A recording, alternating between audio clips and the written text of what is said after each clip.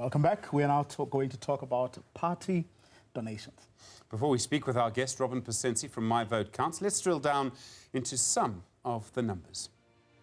Well, since the Political Party Funding Act was signed into law in April 2021, political parties are now required to declare any donations over 100,000 rands.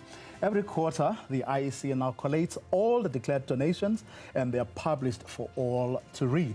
The Democratic Alliance appears to have received the most donations since then. That's as far as parties already in Parliament are concerned. If you look at the latest donations, new kids on the block like Action SA, Build One South Africa and Rise Mzansi are also receiving substantial donations. Some of the country's wealthiest citizens also contributing to party funds, the Oppenheimers being a case in point, various members of the family donating to opposition parties with amounts of up to the maximum of 15 million rand. Some parties rely on some of their founders for funds. Gayton McKenzie and Kenny Kunene dip into their pockets for the Patriotic Alliance, while Action SA's Herman Mashaba has bolstered that party's funds.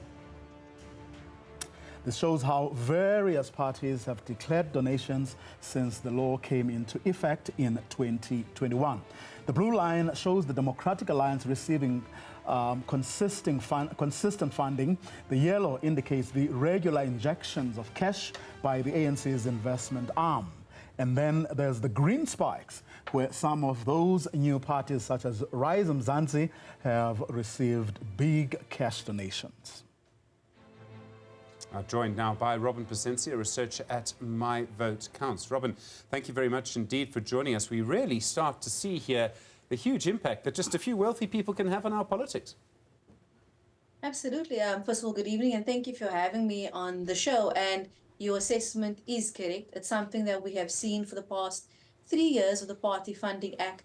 And I think really the numbers are something like 2 to 3 individuals make up almost 70% in some cases of the total donations a political party receives. So in other words, they are heavily reliant on a very, very small group of donors to make up the bulk of their funds.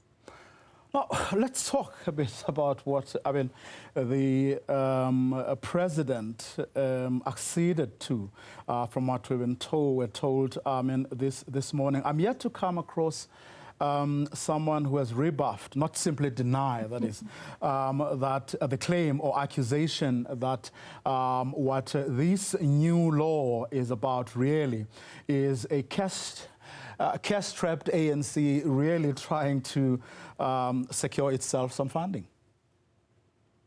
You know, really, I think for MVC, we have really tried to follow what has been out there before making sort of any prejudgments, but following the president assenting to the Electoral Matters Amendment Bill, signing this into law, I think has really changed the narrative for us. And it does seem that it is a bit of a cash grab, a money grab by the governing party, because what the new law puts in place is effectively more money in the pockets of the ANC, in fact, of all the major political parties. Robyn, I mean, that also then means, does that mean it's also easier for wealthy people, if they wanted to continue to influence our politics? We just won't know it. Absolutely. I mean, if you allow me just to explain exactly why that is. So the bill, before the president signed it, and we had written to the president about this, and I think many others had also highlighted, the issue is that the amended law does not set the regulations.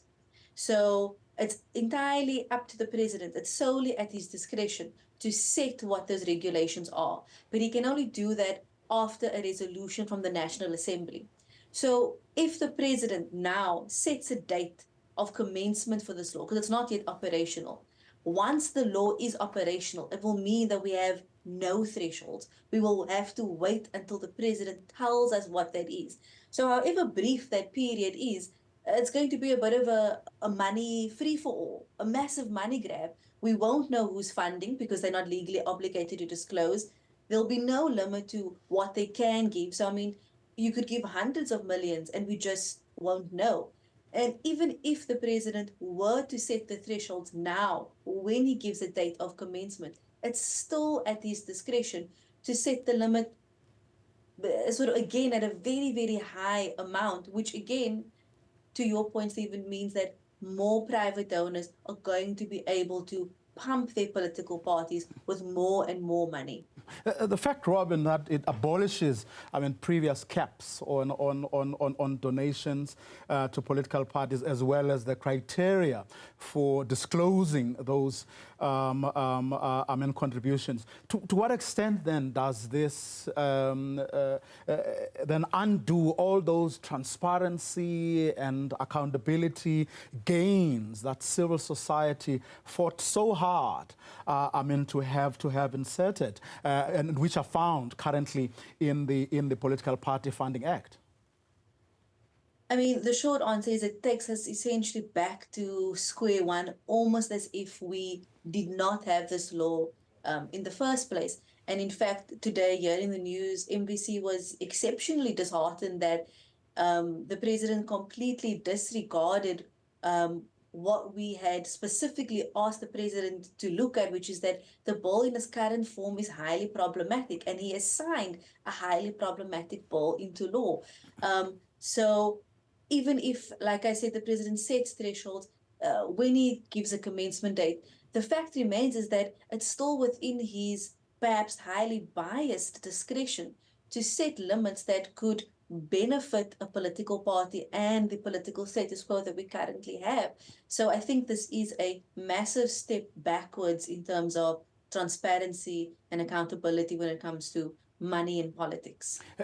Given where the process is, is there still an opportunity for those underlying concerns? In other words, is there a way those underlying concerns can still be addressed, or is it a done deal? The bill as it goes, if of course the NCOP accepts it, then that's it. So, I mean, as I said, it is a law. It's just not operational yet. The president has to give us a date of commencement when this law will, in fact, be operational. So, technically speaking, the Party Funding Act, as we currently have it, is still in place, even though the president has signed the new amended version of this law. So, there's a little bit of light at the end of the tunnel there, in the sense that we have some leeway. However, really, the place that we are at now means that an MBC is considering this is legal action. We do now have to challenge the constitutionality of this act. We had written to the president explicitly advising him that he should not sign this problematic law. In fact, he should refer it back to the National Assembly. But of course, he has not done that. So it really leaves us with no other recourse but to seek a legal remedy. Robyn, one of the strongest arguments to bring in the bill that is still currently legal, in other words, the current sort of regime of making sure that we understood who was funding political parties. And it was an argument that resonated with me, was that a foreign government could give as much money as they wanted to any political party. The United States could fund the ANC and the Russian government could fund the DA, and we would never know, you know, which would probably be best for their voters. But what that means then, are we back to that now? I mean, the same thing could happen, or is there still any kind of prohibition on foreign funding for our elections?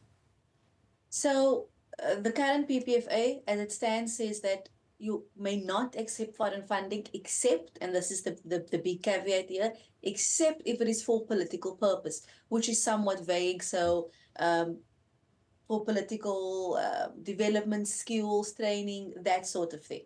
Now, if the law that's currently been signed is promulgated and it's put into effect and we have no thresholds, what this means is that under the guise of this exception to foreign funding, we could perhaps actually see lots of foreign entities giving millions and millions of rands under the guise of, let's say, political purpose, for skills development, for policy training and such. But actually it's just, we are giving you lots of money. So that there exists that possibility if no thresholds are declared with the new law.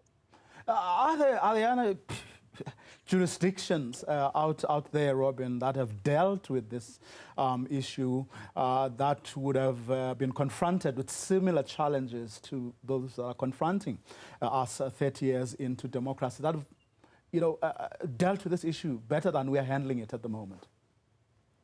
It's a really interesting question, and it's a global issue.